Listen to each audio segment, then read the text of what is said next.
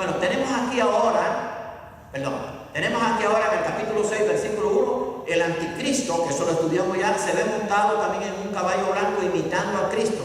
Pero del capítulo 19 se dice que es el fiel y verdadero y cabalga para juzgar y guerrear contra los ejércitos de la bestia. Acuérdense que en el capítulo 6 el anticristo trata de imitar también y viene en un caballo blanco, pero no toca el anticristo. Ahora, del capítulo 19 sí es Cristo cabalgando en un caballo blanco y se le llama fiel y verdadero, que lo tiene ahí en su muslo, y es el Rey de Reyes y Señor de señores, y viene para juzgar y guerrear contra los ejércitos de la bestia. Hay una descripción admirable de Cristo. Ya no monta un humilde asno, ¿se acuerdan? Aquel asnillo, aquel pollino de asno que él fue montado, sino un caballo blanco de batalla. Vean las películas antiguas de la Edad Media y ustedes verán en qué iban montados los emperadores, en qué iban montados los reyes y los generales, en caballos blancos o caballos muy bellos y grandes. Claro, aquí el blanco está muy significativo porque el blanco significa la pureza de Dios, la justicia de Dios. O sea, por eso es un caballo blanco. Acuérdense que por eso el anticristo, sus primeros 3 años y medio, se va a aparecer en un caballo blanco, porque el anticristo es uno que se opone a Cristo y uno que trata de imitar a Cristo, o sea, de suplantar a Cristo. Pero indiscutiblemente que hay una descripción admirable de Cristo aquí montado ya no en un asno, como entró allí en Jerusalén, sino ahora en un caballo blanco. Y fíjense cómo la historia bíblica es tan bella. Un día, Cristo hace 2000 años, aproximadamente, no llega a 2000 años, Cristo entró allí en Jerusalén, en aquel pollino de asno, le pusieron las ramas, en el llamado Domingo de Ramos, algunos que le llaman, y después a la semana fue crucificado. Pero ahora va a venir en un caballo blanco y va a poner al mismo Jerusalén, pero sus pies en el monte de los olivos, y va a venir con todos sus ejércitos.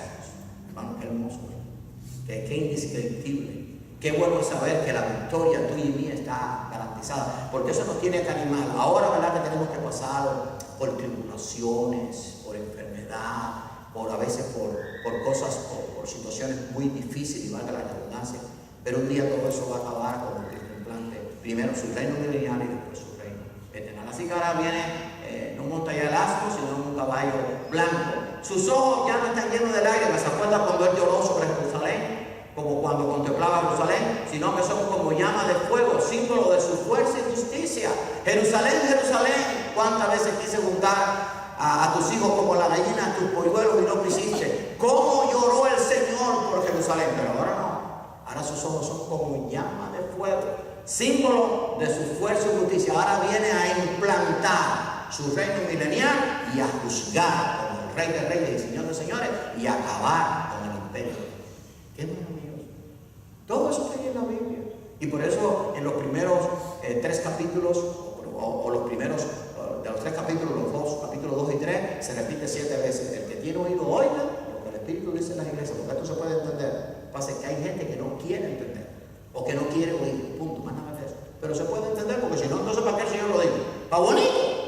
¿Para tener el libro que es así? Porque la Biblia no tiene 65, tiene 66.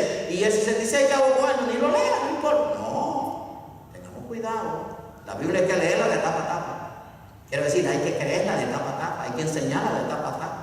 Hay que creer que lo que Dios dice allí de tapa a tapa, desde Génesis 1:1 hasta Apocalipsis 22:21, es su palabra, es su testamento. No puedo quitarla, no puedo añadirle, no puedo modificarla, porque hay gente que empiezan a quitar y a poner y dice lo que les parece. No, hay que tener cuidado, mucho cuidado. Así que ya no están sus ojos llorosos, sino son como llamas de fuego, símbolo de su fuerza y justicia. Tampoco lleva una burlona y dolorosa corona de espinas cuando fue crucificado, sino una corona con muchas diademas, porque es el Rey de Reyes y que va a reinar no solamente en el milenio, sino también después en el reino eterno. De eso vamos a hablar en el último estudio. Mientras estaba en la tierra, sus seguidores le abandonaron, pero ahora los ejércitos celestiales le siguen. ¿Se acuerdan cuando estaba en la tierra? Cuando llegó la hora de Getsemaní. Y hermano, si usted no pone esto en contexto o lo pone en perspectiva de lo que pasó Cristo en su ministerio, usted no puede entender esto. Porque cuando estaba en la tierra, sus seguidores le abandonaron. ¿Se acuerdan cuando él empezó a orar en Getsemaní que lo iban a tomar preso? Usted lo sabía. Él cogió a 12 discípulos. O sea, los 12, claro, eso estaba Judas, pero cogió a los 12 para ir a orar. Pero entre los 12 escogió a tres, a Pedro, Jacobo y Juan, que eran supuestamente los más allegados, y los acercó un poquito más. Y cuando vino, o sea, que oró en las 3 veces que vino, después que dejó de orar y venía, no solamente estaban dormidos los otros, sino que también Jacobo, Pedro y Juan estaban dormidos. O sea, los más acercados estaban dormidos. O sea, y cuando llegó la hora de la crucifixión, el único que quedó al pie de la cruz fue Juan. Entonces le puede ir tu madre, hijo, hija, o madre, hijo. Los demás huyeron. Pero ahora no, él viene con los ejércitos celestiales. No viene a llevar la ira de Dios en la cruz, sino a pisar el lagar de la ira de Dios. Muy diferente, porque cuando él murió en la cruz, llevó toda la ira de Dios sobre el pecado. Por eso es que hubo un momento en que hubo tiniebla y él dijo, Elí, Elí, lama sabactani, Dios mío, ¿por qué me has desamparado? Porque su condición de hombre estaba pagando por el pecado nuestro y Dios en su santidad no podía tener ninguna relación con él. Eso es un misterio, porque era el Hijo, pero era el Hijo encarnado, era Dios mismo, pero era verdadero hombre y en ese momento estaba llevando el pecado. O sea, cuando estuvo en la tierra, vino a llevar la ira de Dios en la cruz, pero ahora viene a pisar el lagar de la ira de Dios en la batalla de Armagedón. Aunque la gente no, que esto lo oye y dice, no, pero ¿cómo va a hacer eso? Sí, porque el mundo se ha burlado de Dios, ha blasfemado el nombre de Dios, ha perseguido a los que siguen, a los creyentes, a los que son fieles a Él, tanto a Israel como a la iglesia, en el sentido de los que representan al Dios verdadero. Y entonces ahora llegará un momento en que Él va a desatar su ira, porque hasta ahora Dios siempre se ha presentado no solamente como el Dios misericordioso, amoroso, sino como el Dios justo. Si usted lee Nahum 1:3, léaselo después, búsquelo en su casa, dice, no dará Dios por inocente al culpable. Dios es un Dios de amor, pero también de ira. En este momento de la batalla de Armagedón, toda la ira de Dios se va a derramar. Y lea bien después la descripción, porque no lo puedo decir todo en el estudio, de cómo va a ser esa batalla y de cuántos muertos va a haber y de todo lo que va a haber. Y va a haber allí la ira, la batalla de la ira de Dios, en la batalla de Armagedón. Él es el Rey de Reyes y Señor de Señores. Lean los versículos del 12 al 16. Ahora viene el anuncio del juicio sobre la tierra, versículos 17 al 21. Todo eso está en el capítulo 19. Y vi un ángel que estaba de pie en el sol y clamó a gran voz diciendo, todas las aves que volaban en medio del cielo, escuchen bien, venid y congregaos a la cena de Dios, en este caso Dios como el Padre, parece que Dios es 3 personas, aunque son un solo Dios, para que comáis carne de reyes y capitanes, porque esos son los que van a ir allá a esa batalla, y carnes de fuertes, carnes de caballo de sus ejércitos, y carnes de todo, porque la gente va a venir contra Israel, que es lo que representa al Dios verdadero, con todo el apoyo de toda la nación, incluyendo esta. Toda la nación va a ir contra Israel. ¿Por qué? Porque va a haber una alianza con el anticristo. De eso ya hablamos. Después, cuando usted investigue. Los estudios estos de Apocalipsis, todos están puestos en internet. Así que los pueden buscar del 1, este va a ser ahora el 9, están todos puestos en email. Y consúltelo con otro, no seguir por lo que yo estoy diciendo. Porque yo he tenido mucho cuidado de tratar de ser fiel a lo que la palabra de Dios dice. Pero dice Dios, venid y congreguémonos a la gran cena de Dios. ¿Pero qué cena va a ser? Precisamente esa cena de todos esos muertos que las aves se van a comer en esa batalla de Armagedón.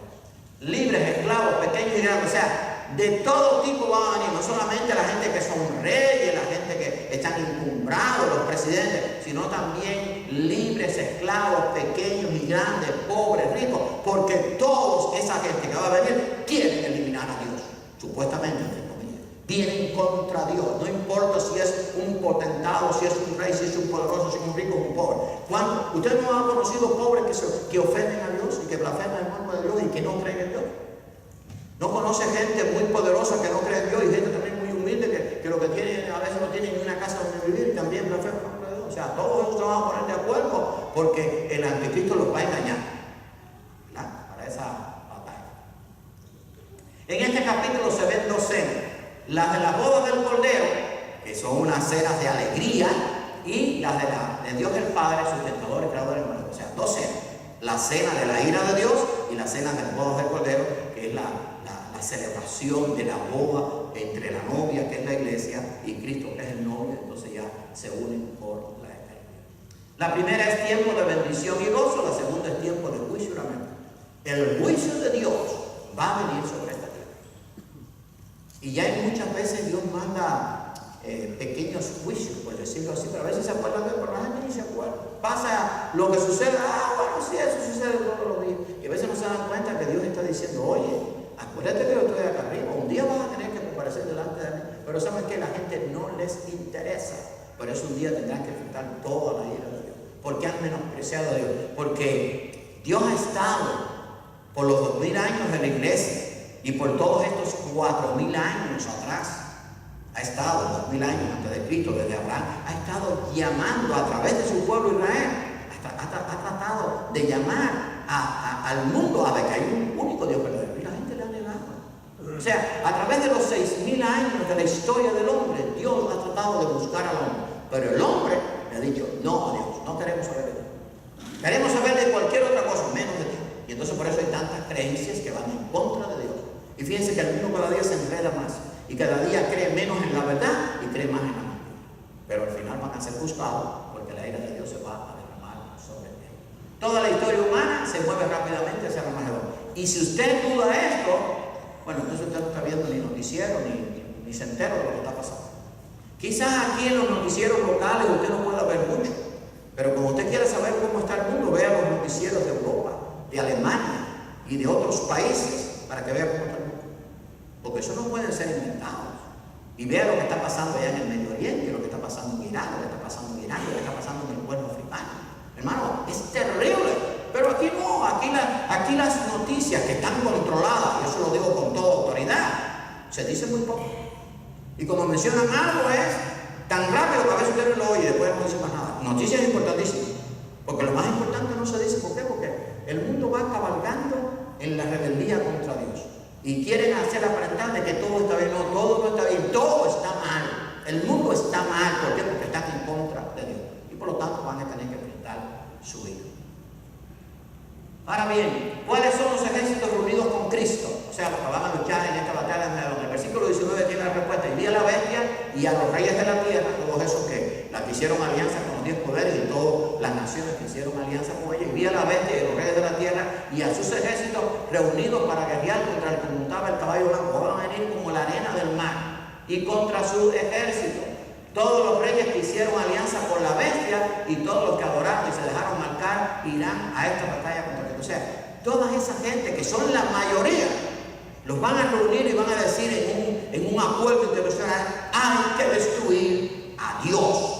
¿Y qué es lo que simboliza a Dios? Israel, la iglesia, punto. Pero en este caso van a venir contra Israel, porque acuérdense que en Israel va a reinar Cristo en el milenio y también en el reino eterno la nueva Jerusalén va a descender y de allí va a ser implantado la nueva tierra y el nuevo cielo va a ser implantado el reino eterno. Eso va a ser para el próximo Cristo. Pero la gente está opuesta a Dios. Así que todos los reyes van a venir en esta gran batalla. Cristo destruye los ejércitos con su palabra, la espada que sale de su boca. Acuérdense que esto que está aquí es la espada, representa la palabra de Dios. Destruye los ejércitos con su palabra, porque esto va a ser la gente van a ir, los ejércitos van a ir con sus tanques de guerra, con sus aviones, con bombas atómicas, pero se van a enfrentar. ¿Qué bomba atómica y qué arsenal puede destruir a Dios? Se están enfrentando a Cristo. Cristo lo va a destruir con el poder de su palabra, punto. Va a ser una guerra tremenda, porque es que ellos no esperan eso. Ellos creen, el creer en Cristo, eso es los infelices, los incautos, los ignorantes son los que son creyentes. Ese es el concepto que hay en el mundo. Los científicos no creen, aunque hay muchos científicos que sí creen en Dios, no muchos, pero sí los hay. Pero ellos tienen ese concepto, no, eso es algo que del pasado. Bueno, yo me recuerdo cuando yo me convertí, hace ya muchos años, en el año 62. Yo me recuerdo que en Cuba me dijeron, me reunieron muchas veces, me amenazaron, me intimidaron, me dijeron, dentro de 5 años, estoy hablando de Cuba, eso también fue en los países comunistas y en los otros países que tampoco había libertad. Dentro de tantos años aquí no hay iglesia, y ha sido al revés. Lo otro se ha destruido, la iglesia se ha multiplicado. Porque ¿quién podrá,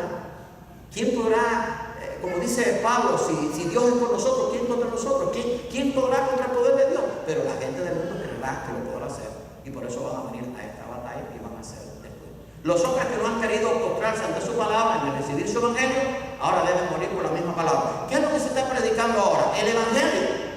Esa misma palabra que ahora es para salvación, en este caso será para juicio. Punto. Se terminó el tiempo de gracia. Eso es lo que la gente no sabe.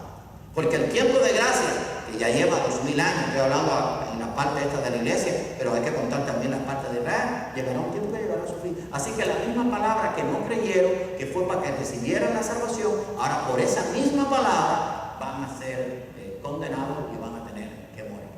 Bueno, dice que Cristo no solo destruye a los ejércitos del anticristo, sino que captura también a la bestia y al falso profeta. Acuérdense de la Trinidad diabólica que hablamos, el dragón que representa al diablo como si fuera el Padre, la bestia, el anticristo como si fuera Cristo y el falso profeta como si fuera una especie de Espíritu Santo. Esa es la Trinidad diabólica, y los arroja vivos al infierno, el lago de fuego que arde con azufre. Eso quiere decir que hay, vamos a verlo después más adelante, que hay un infierno eterno, porque hay gente llamados entre comillas cristianos que no creen que la condenación va a ser eterna. O sea, que no, ¿cómo es posible que Dios vaya a condenar eternamente? Sí, porque el hombre ha rechazado a Dios y lo único que va a pagar su rechazo a Dios es una condenación eterna. Así que fueron lanzados vivos allí en el lago de fuego. Apocalipsis 20, reino milenial.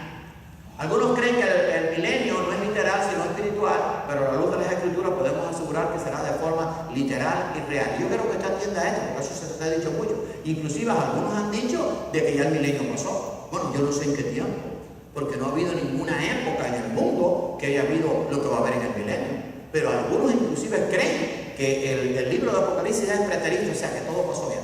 Yo no sé de dónde sacan eso. Esto está para el futuro. Así que el milenio va a ser, no va a ser de carácter espiritual, va a ser 1000 años reales. Además, la palabra de Dios lo dice. Recordemos que para Dios un día es como 1000 años y 1000 años como un día. O sea que si el milenio va a ser lo que vamos a ver ahora, es como si fuera un día más que Dios va a dar. Un día más para Dios. Porque yo quiero que usted ahora, en su casa, usted va a llegar, claro, no va a poder sacarla, no va a poder darle nada, y saque 1000 años y divide entre la eternidad. No va así. Es como si usted coge 1000 años y lo divide entre 25.000 millones de millones de millones de millones. O sea, no hay porcentaje. Pero esto estamos hablando de la eternidad. Así que 1000 años para Dios es como un día. Dios, vamos a ver que va a dar un día más de oportunidad al hombre con el milenio. Por eso yo creo que el milenio va a ser real. Quizás otros crean otra cosa, pero eso es lo que la Biblia enseña. Tengamos también presente que el amor de Dios es eterno e infinito y que a veces nuestra mente finita no alcanza a comprender el espíritu. Bueno, ¿cómo va a ser que después de tanta maldad Dios dé 1000 años? No, bueno, hermano, Dios es un Dios paciente. Por eso al final, los que no, porque déjenme decirles que después del milenio vamos a ver que la mayoría no van a creer. Así que, pero Dios quiere que el que sea juzgado el día del juicio, cuando le digan, estás condenado eternamente, no va a poder ni levantar su cabeza, porque dice, no es verdad, no merecía, no sé cuántas oportunidades me dio, inclusive me dio el milenio, y no lo aproveché. Eso es lo que va a pasar. La mayoría no van a creer, como es ahora, la mayoría no cree. Llevamos 2000 años predicando el Evangelio. Se lleva 6000 años de historia del hombre, Dios tratando de llegar al hombre y el hombre rechazando a Dios. Entonces llegará un momento en que la ira de Dios se va a derramar. Así que quizás algunos piensan que es espiritual, que no lo es, porque a veces no entendemos que el amor de Dios es infinito y que Dios hace lo que Él quiere. Y además que 1000 años para Dios es como un día. El número 1000, y esto tiene que ver con el estudio que dimos de los números, que fue el primer estudio, el número 1000 equivale a 100 veces 10. El número 10 significa prueba y el número 1000 significa prueba en grado, ahí dice superlativo, es superlativo 100 veces 10. Es la última gran prueba de amor para este mundo. O sea, como decir, oye, te voy a tirar la última cuerda, a veces la agarra. Pero la mayoría no la va a agarrar. Es increíble. Usted dice, pero ¿cómo es posible? ¿A ustedes no le ha pasado que han tenido amigos, inclusive familiares, que usted le ha hablado de usted, ha orado con ellos, lo han visto y dice, oye, pero no hay forma? Y se meten allí y algunos, gracias a Dios, algunos reciben Cristo, pero algunos se mueren en su oposición contra Dios. Y ven muchas cosas y ven cosas innegables del poder de Dios, pero dicen no. Bueno, así va a ser igual. En el milenio va a ser como no van a aprovechar esa última gran prueba de amor. El milenio es la última gran prueba de amor de Dios para este mundo, antes que venga el fin, donde todos tendrán la oportunidad de escuchar el Evangelio. Porque ahora vamos a ver que lo que dijo Cristo tiene que ver con esto. Porque a veces cuando leemos la Biblia, no hilamos una cosa con otra. Porque vamos a ver qué fue lo que dijo Cristo que sí tiene que ver con esto. Porque Cristo dijo, no vendrá el fin hasta que el Evangelio sea predicado en el mundo entero. El domingo dijimos que hay aproximadamente 1.700 millones de personas en el mundo que no han oído nunca de Cristo. Ahora, ¿cuándo va a ser eso? Porque hasta que no suceda eso, no va a venir el fin, digo, el fin como tal, de la destrucción del universo, de la tierra y de la creación de nuevos cielos, de nueva tierra. Bueno, precisamente en el milenio va a ser esa gran oportunidad, porque va a haber una paz. En este entonces estará siendo predicado el Evangelio por los 144.000 misioneros del pueblo de Israel que serán asignados a esta hermosa tarea. Hay algunos que no creen esto. Ahora la pregunta es, ¿cuál ha sido la función de la iglesia en estos 2000 años? ¿No ha sido predicar el Evangelio? Ahora, cuando Cristo vino, que dijo, a los suyos vino y los suyos no lo recibieron. Lo suyo es el pueblo de Israel. Si su pueblo de Israel lo hubiera recibido, el que estuviera predicando en el mundo el Evangelio fuera el pueblo de Israel. Ahora, ¿qué pasa? Que en este tiempo ya la iglesia está reinando con Cristo en el milenio. ¿Y quién queda en la tierra? Israel, donde está ahí Cristo reinando. Y estos 144.000 que si ustedes fueron escogidos, 12.000 de cada tribu, nosotros creemos firmemente, por el estudio que hemos hecho de la Biblia, que van a ser los 144.000 misioneros que no van a tener obstáculos ni para ir a la China, ni para ir a Corea del Norte, ni para ir a los países musulmanes. Va a poder predicar el Evangelio a toda criatura. Y entonces sí va a cumplir lo que dijo Cristo, porque si no, no se cumple. Y fíjense ahora lo que dijo Cristo, ¿verdad? Y después usted siga discerniendo, cumpliéndose entonces las palabras dichas por Cristo, que es el sermón profético, y será predicado este Evangelio del reino en todo el mundo para testimonio a todas las naciones, y entonces vendrá el fin. Y aquí cuando está hablando del fin de todas las cosas, para que entonces Dios cree cielo nuevo y tierra nueva, porque todo esto va a ser destruido. De eso dimos un estudio hace unos años atrás. Ahora bien, tengamos presente que hasta después del milenio no vendrá el fin de este mundo para dar paso al cielo nuevo y tierra nueva, según Apocalipsis 21, que lo vamos a estudiar en el próximo estudio cuando lo corresponda. O sea, que cuando se va a predicar el Evangelio en todo el mundo, hasta ahora no va a poder ser. Porque ahora usted no puede ir a Corea del Norte, quizás puede ir un misionero y alcance a 10, a 100. Pero dice que va a ser predicado este Evangelio en todo el mundo, a toda criatura. Pero eso no puede ser hasta que no pase el milenio, porque no hay forma de ir allí, no hay forma de llegar. Ahora, entonces, Israel va a tomar el encargo, o va a tomar el mandato que Dios quiso que lo hiciera al principio, pero que lo rechazó. A los suyos vino y los suyos no lo recibieron. Por eso es que se volvió a la iglesia, y por eso durante estos 2000 años el Evangelio lo ha predicado la iglesia. Pero en este tiempo que la iglesia está reinando con Cristo, en el milenio, el pueblo de Israel va a cumplir su gran comisión de predicar el Evangelio. Acuérdense que en el periodo del Anticristo, en los últimos 3 años y medio, en el tiempo de la gran tribulación, el pueblo de Israel, no todos reyes, pero el pueblo de Israel como tal, una gran mayoría se va a convertir, y entre esos van a ser elegidos 244.000, que yo creo firmemente que van a ser misioneros. No es que lo diga yo la Biblia, es que yo lo deduzco en el sentido, desde el punto de vista de que yo lo analizo, porque si no, entonces ¿para qué Dios escogió a esto? Porque fíjense que los 144.000, que dicen 12.000 de cada tribu, dicen primicia, o sea, esos no fueron los únicos que iban a ser salvos de Israel. Eso fueron unos que Dios escogió con un propósito, pero ¿con qué propósito? Entonces cuando usted lee la Biblia dice, caramba, es que el Evangelio tiene que ser predicado en todo el mundo para que no se venga el fin. Entonces esos 144.000, cuando uno se pone a discernir, entonces Dios lo va a usar precisamente para eso, porque la iglesia en ese tiempo no va a estar predicando el Evangelio. Y es que Cristo vino primero a su pueblo judío, no vino a los gentiles. O usted no se acuerda lo que le dijo la samaritana, o lo que le dijo aquella de que la mujer que le dijo, Cristo le dijo a una mujer, oye, no es bueno darle el pan de los hijos a los perrillos. Y la mujer le dijo, oye, pero aún los perrillos comen de la mesa que cae de la mesa de los hijos. Porque Cristo le dijo, oye, yo vine a mi pueblo primero para ver si me reciben. Pero como el pueblo lo rechazó, entonces Cristo fundó su iglesia, y entonces se volvió el Evangelio a los gentiles, usando en este caso muy explícitamente a los apóstol Pablo. Pero la misión era para Israel, entonces esa misión la va a tomar Israel al final. Eso es lo que yo entiendo. Después usted ore a Dios y que el Espíritu Santo le guíe, para que usted vea si no llega a esa conclusión, porque si no, no hay forma de entender cómo es que será predicado este Evangelio en todo el mundo. Porque ahora hay lugares donde usted encuentra. Mire, tuvimos aquí unos hermanos que yo los conocí, su esposo fue miembro de una iglesia que yo estaba en Panamá de pastor laico, Kid Warren, tuvo 4 años, como 5 años, y ya tuvo que salir de Chile. No pudo seguir más tiempo allá. Ahora está en México, porque es casi prácticamente imposible, hay una iglesia subterránea. Pero ahí no se pueden alcanzar. Los chinos ya creo que pasan de 1.200, 1.300 millones de habitantes.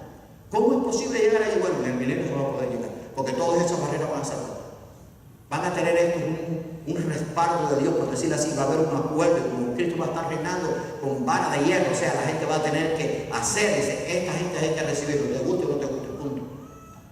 Pero después de eso vamos a ver que la mayoría no se haga.